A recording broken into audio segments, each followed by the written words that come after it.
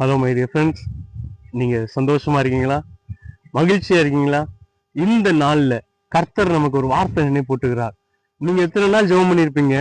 ஒருவேளை நான் எவ்வளவு அதிகமா ஜெபம் பண்ணியிருக்கேன், எனக்கு அது கிடைக்கல அப்படின்னு சொல்லி நீங்க ஒருவேளை சிந்தித்து கொண்டிருக்கிற அந்த சிந்தனையை கர்த்தர் பார்த்திருக்கிறார். அந்த நேரங்களை கர்த்தர் பார்த்திருக்கிறார். அதனால அவர் சொல்றாரு என்னன்னா, நீங்க எதை கேட்டாலும் நான் செய்வேன் அப்படிங்கிறாரு. ஒருவேளை நீங்க யோசிக்கலாம், நான் கேட்டதுக்குரிய பதிலே எனக்கு கிடைக்கலையே அப்படின்னு சொல்லி நீங்க யோசிக்கலாம். அப்படி அல்ல, கர்த்தர் அவருடைய நேரத்திலே அவர் செய்வார். நாம எப்படி கேட்கணும் அப்படின்னா, இயேசு கிறிஸ்துடைய நாமத்துல கேட்கணும்.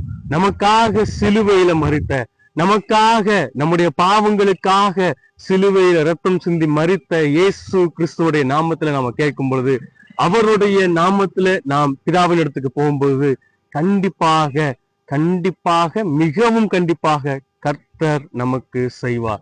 எனவே நாம் கேட்கிறவைகளை விசுவாசித்தோடு மட்டுமல்ல, இயேசு கிறிஸ்துடைய நாமத்தினாலே கேட்போம். கேட்ட அனைத்தையும் பெற்றுக்கொள்வோம். தேவன் தாமே நம்மை ஆசீர்வதிப்பாராக. God bless you all.